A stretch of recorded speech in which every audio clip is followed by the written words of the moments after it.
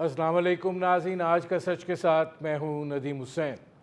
Civilians के cases military court में trial के हवाले से सुप्रीम कोर्ट में जो जारी समाअत है वो जुलाई के तीसरे हफ्ते तक मुलतवी हो गई है, लेकिन जो 23 जून की समाअत थी और उसका जो फ़ैसला आया उसमें जस्टिस याया अफरीदी ने एक इजाफ़ी नोट लिखा है और उस इजाफ़ी नोट के अंदर बहुत सी अहम बातें हैं।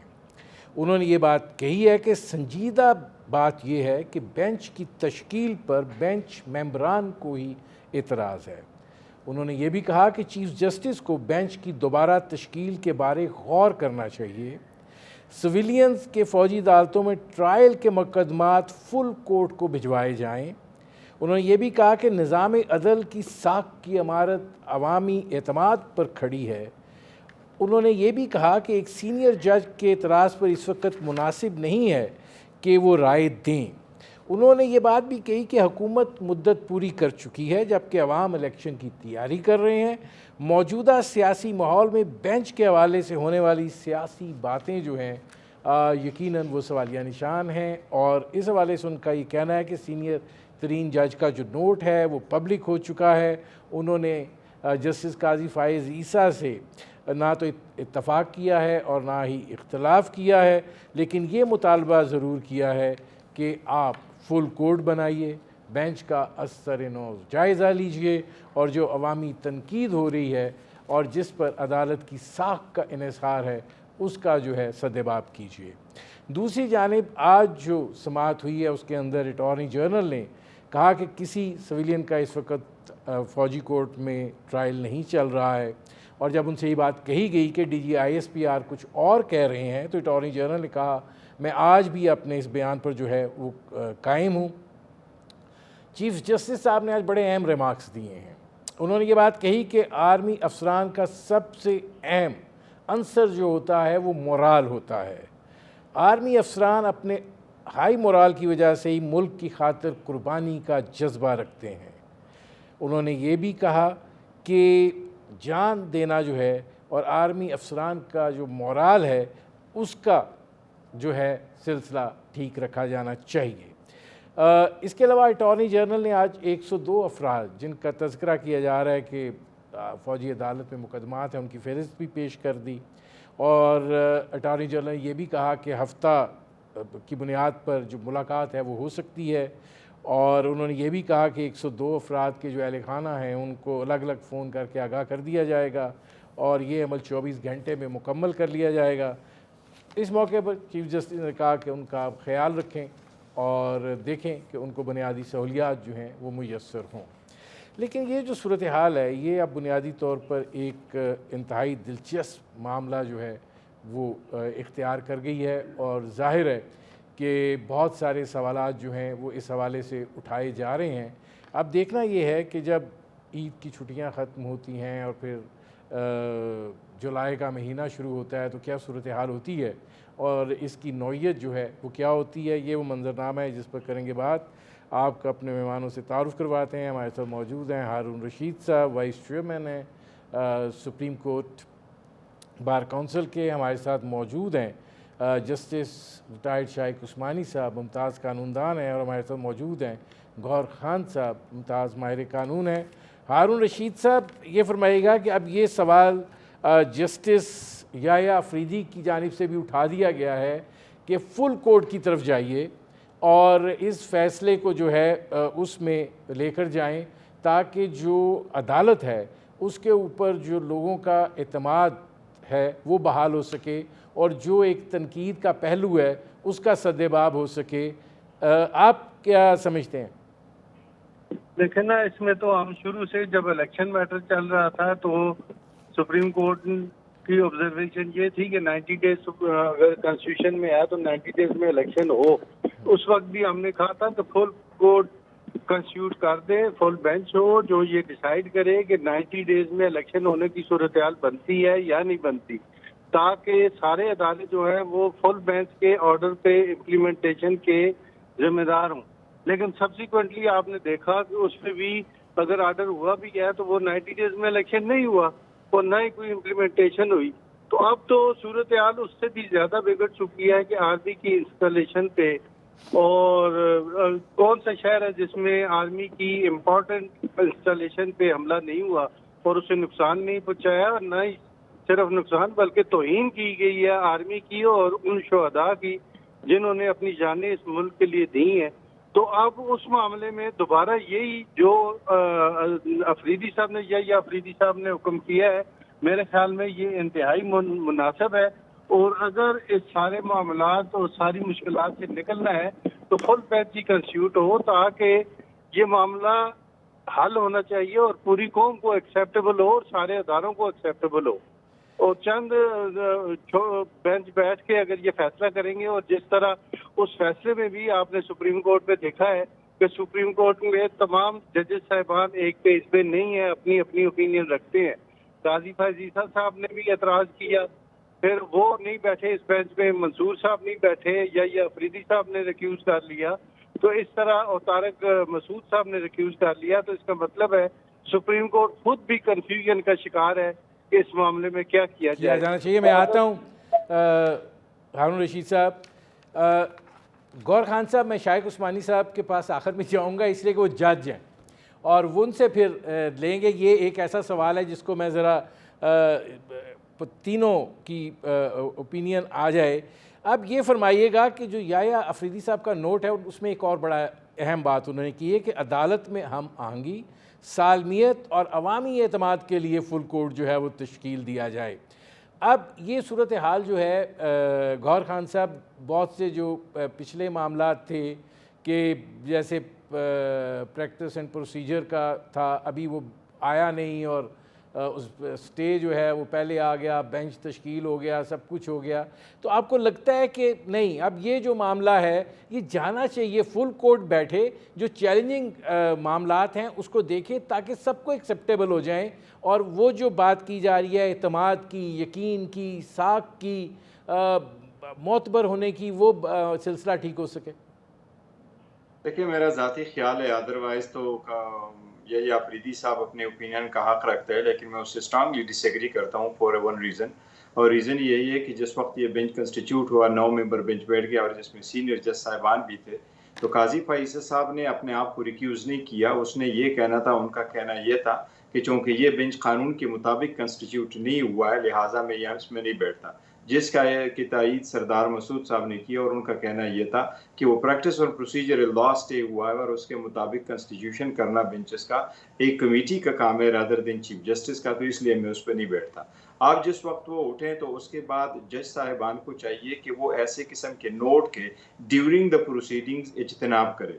اب یہ فل کورٹ کی کسی کی طرف سے ابھی تک ایسا کوئی اپلیکیشن نہیں آیا، ایسی ریکویسٹ نہیں آئی ہے، کیونکہ اس کے 9 ممبر بینچ میں سے 2 جج صاحبان جب اٹھے اور اس کے بعد بینچ کنسٹیٹیوٹ ہو کے بیٹھ گیا تو منصور علی شاہ صاحب نے پوچھا کہ کسی کو تو اعتراض نہیں ہے۔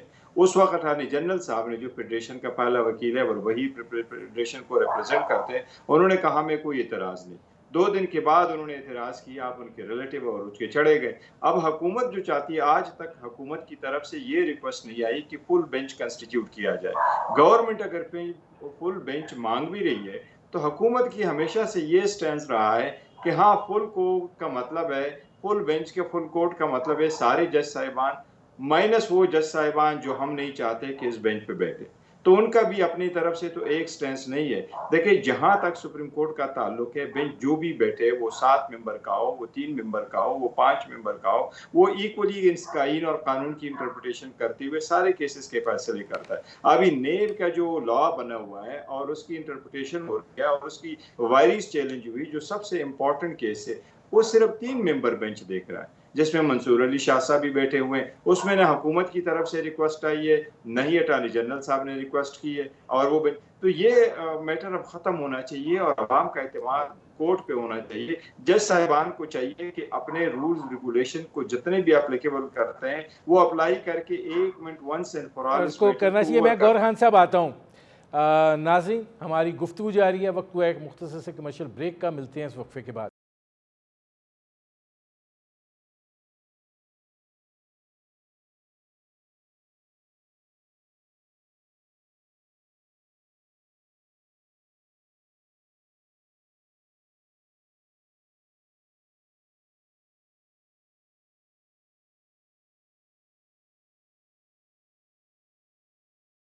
Welcome back. اچھا, اس میں شائق عثمانی صاحب, آپ نے ہارون رشید صاحب کی بات بھی سنی اور گوہر صاحب کی بات بھی سنی. آپ کیا سمجھتے ہیں کہ یحییٰ آفریدی صاحب جو ہیں ان کی بات میں وزن ہے, قطع نظر اس بات کے کہ حکومت کون کیا کہتی ہے کہ کیسا فل بینچ ہونا چاہیے, یا اور کوئی کیا کہتا ہے کیسا فل بینچ ہونا چاہیے؟ آپ یہ سمجھتے ہیں کہ پوری جتنے بھی ججز ہیں 14 کے 14 وہ بیٹھ جائیں اور سنیں؟ دیکھیے, پہلی بات تو یہ ہے کہ فل بینچ تو ہو ہی نہیں سکتی, کیونکہ 2 ججز نے آلریڈی انکار کر دیا ہے, ایکسیپٹ کر دیا ہے چیف جسٹس کی پاور وہ بینچ بنا, تو فل بینچ تو بن ہی نہیں سکتی. دوسری بات یہ ہے کہ with all due respects to my other friend جو ابھی آپ کے سامنے, کہ ایک دفعہ ہیئرنگ شروع ہو گئی اور 7 ججز کے سامنے, تو اب فل بینچ بنانے کے مطلب یہ ہوا کہ ساری ہیئرنگ دوبارہ ہو, کیونکہ جو نئے ججز اگر آئے تو ان کو بھی تو ہونا پڑے گا نا پارٹی, وہ تو ہے نہیں. تو اس وجہ سے فل بینچ تو اب بنی نہیں سکتی. یہ الگ بات ہے کہ یہ برخاست کر دیے جائے ساری بینچ اور دوبارہ سے اس کی ہیئرنگ ہو, وہ اور بات ہے, لیکن یہ ہیئرنگ اس ہیئرنگ میں فل بینچ نہیں ہو سکتی. تیسری بات یہ ہے کہ آبجیکشنز یحییٰ آفریدی صاحب نے دی ہیں, وہ ٹھیک ہے, وہ ان کا اپنا اختلافی نوٹ ہے, لیکن وہ کوئی آرڈر نہیں ہے, اور وہ ان کے اپنے ویوز ہیں, دیٹ از آل. اس کا کوئی افیکٹ نہیں ہے کسی چیز پر. مقصد اصل میں یہاں پہ جو ہوا ہے وہ یہ ہوا ہے کہ یہ جو کل پریس اسٹیٹمنٹ آئی ہے اس کا اثر ہوا ہے. اس کا اثر یہ ہوا ہے کہ اب سپریم کورٹ ریئلائزیشن ہوا, جو کہ پہلے ان کو ریئلائزیشن نہیں تھا, کہ کیا نوعیت ہے جو کیس ان کے سامنے ہے. اب ان کو اس کا پتہ چلا کہ اس کی نوعیت کچھ اور ہی ہے, اور اس صورت میں کیا آرٹیکل 21D کے جو پروویژنز ہیں اس کے تحت ملٹری کورٹ بیٹھ سکتی ہے کہ نہیں بیٹھ سکتی. یہ تو مانی ہوئی بات ہے کہ آرٹیکل 21D جو ہے اس میں صاف لکھا ہوا ہے کہ ملٹری کورٹس بیٹھ سکتی ہیں, ٹرائل کر سکتی ہیں اس صورت میں جب کہ ملٹری انسٹالیشنز کو کوئی ڈیمیج کرتا ہے یا آفیشیل سیکرٹس ایکٹ کی خلاف ورزی ہوتی ہے اس سلسلے میں. تو یہ تو اپنی جگہ پر موجود ہے. تو اس کا اثر ہوا ہے, اور اسی وجہ سے انہوں نے کوئی حکم امتناعی نہیں دیا.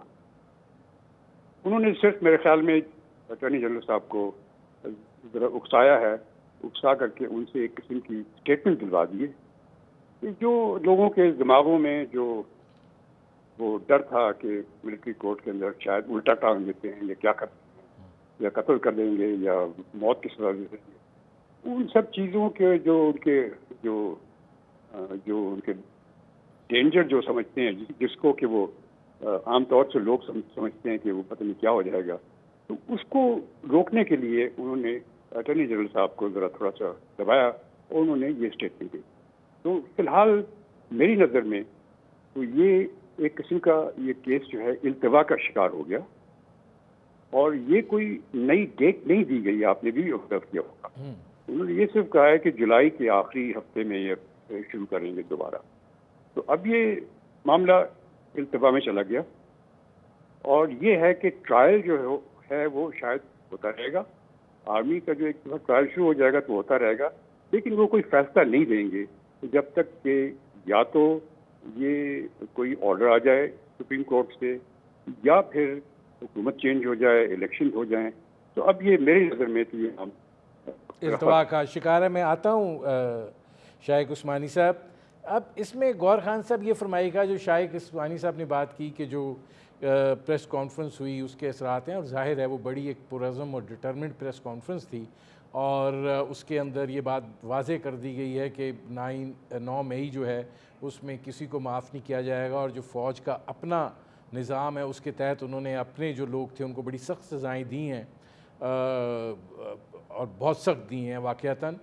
اب اس کے اندر جو آج چیف جسٹس صاحب نے کہا کہ یہ ایسی صورتحال ہے کہ ایک قدم پیچھے ہٹنا چاہیے, تو وہ اس سارے منظرنامے کو ذہن میں رکھتے ہوئے یہ بات کی گئی کہ یہ ایک قدم پیچھے ہٹنا چاہیے اور صورتحال کا جائزہ لینا چاہیے، اور یہی وجہ ہے کہ شائق عثمانی صاحب بھی کہہ رہے ہیں کہ یہ معاملہ اب التوا کا شکار ہو گیا؟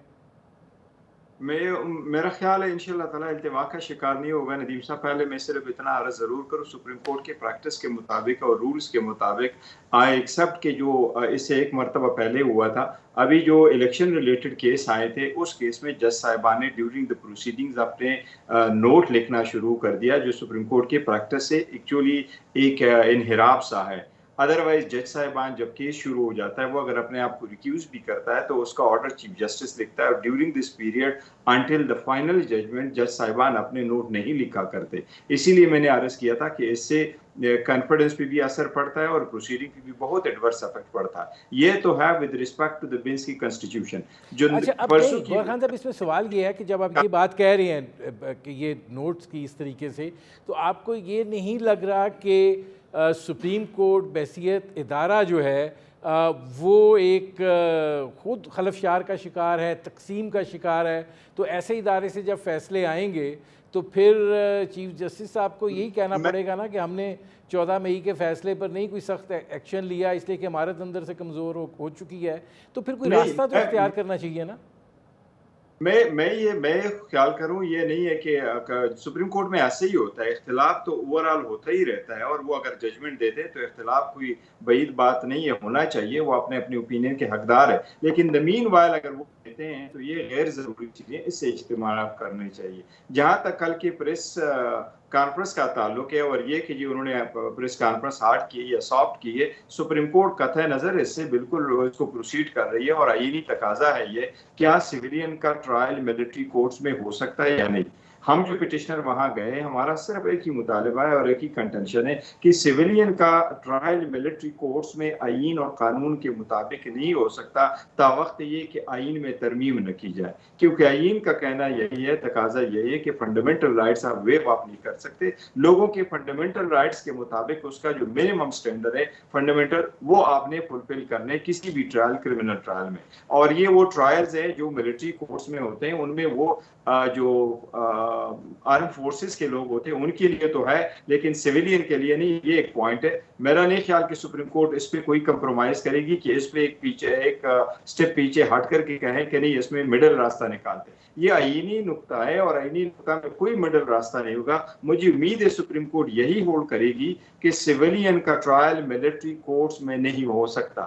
دو قسم کے سویلین ہوتے ہیں. میں غور خان صاحب آتا ہوں، مجھے ایک بریک لینا پڑ رہا ہے. ناظرین، ہماری گفتگو جاری ہے، وقت ہوا ہے ایک مختصر سے کمرشل بریک کا. ملتے ہیں اس وقفے کے بعد.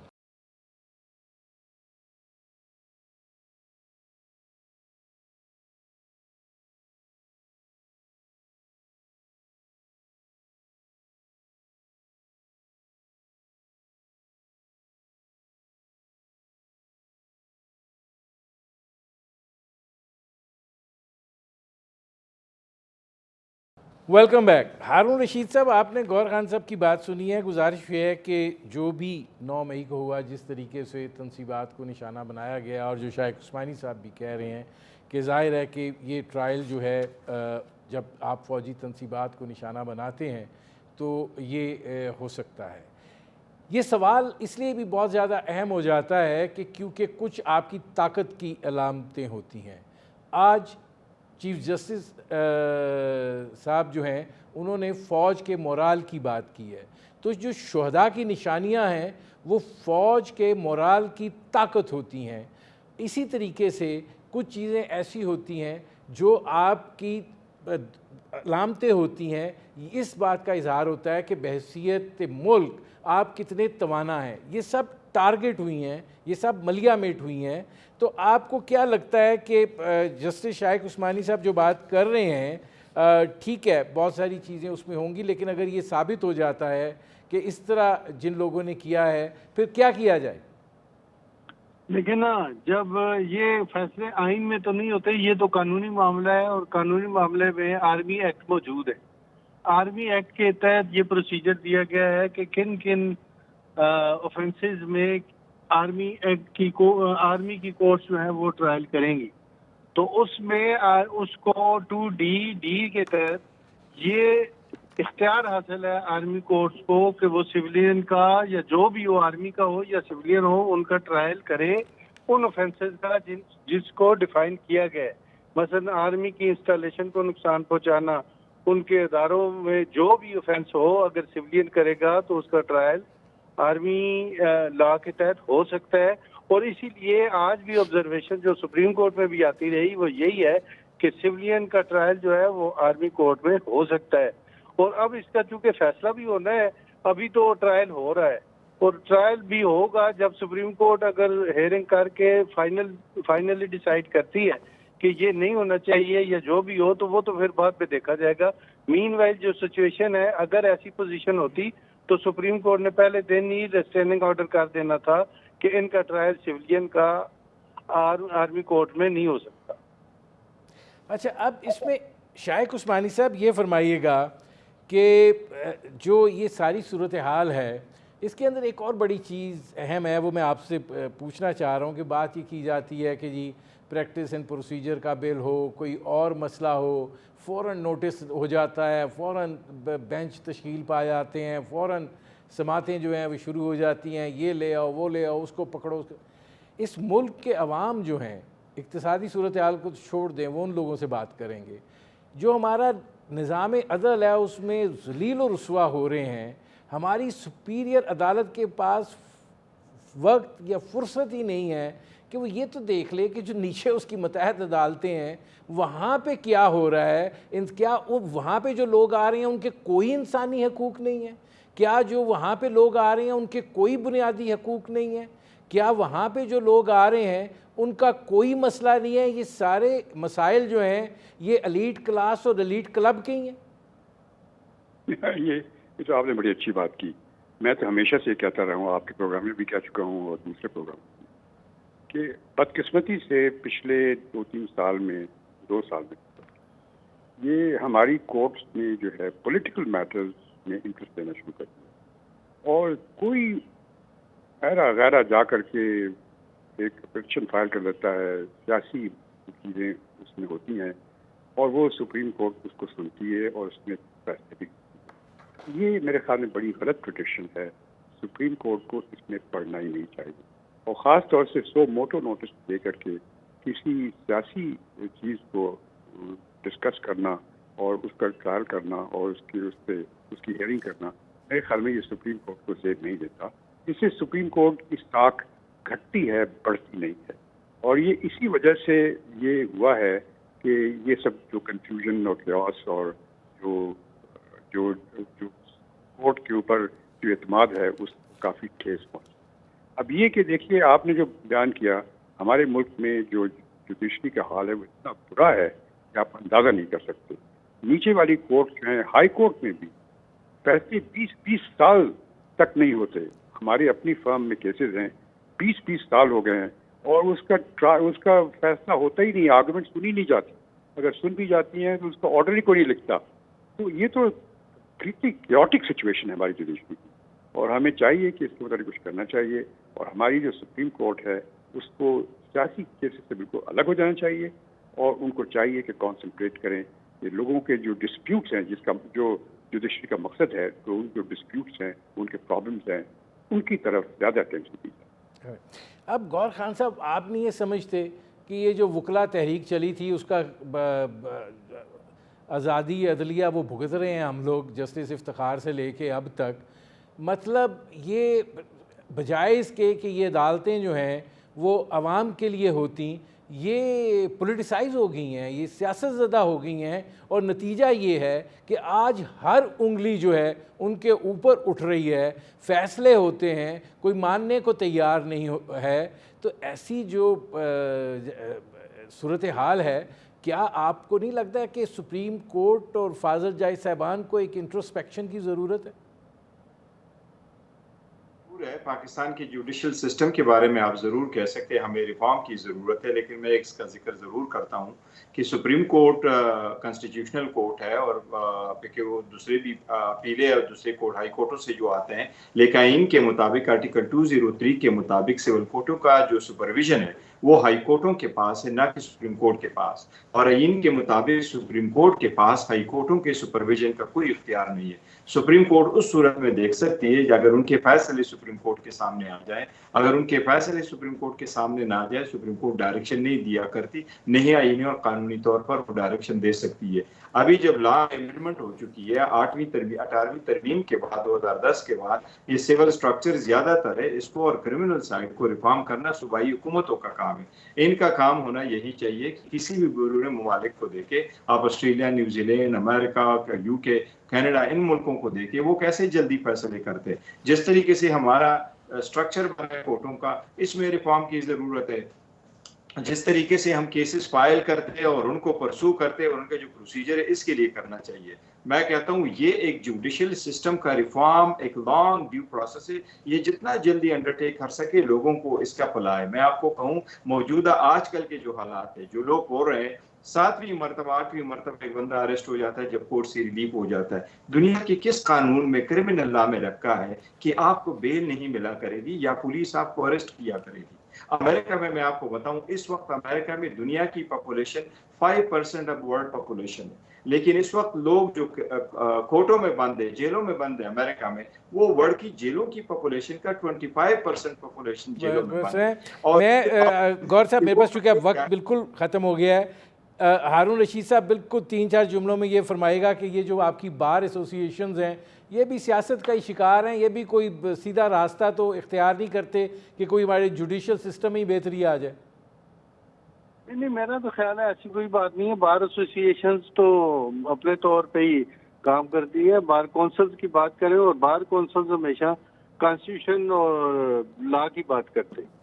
بار ایسوسی ایشن تو ڈسٹرکٹ بار ہوئی یا ہائی کورٹ ہوئی تو ان کا تو یہ کنسرن ہے، سچ نہیں، اس کو وہ کرتے ہیں۔ ٹھیک ہے، میرے پروگرام کا وقت ختم ہو رہا ہے۔ بہت شکریہ ہارون رشید صاحب، بہت شکریہ جسٹس ڈاکٹر شائق عثمانی صاحب، بہت شکریہ گور خان صاحب۔ ناظرین، آپ نے ہمارے پینل کے شرکاء کی گفتگو سنی، اب تک کے لیے اتنا ہی، اجازت دیجیے۔ اللہ